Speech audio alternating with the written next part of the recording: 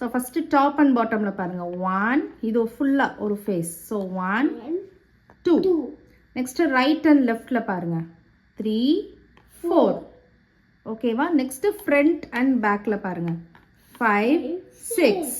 so டோட்டலாக எத்தனை faces இருக்குது ஃபார் கியூபுக்கு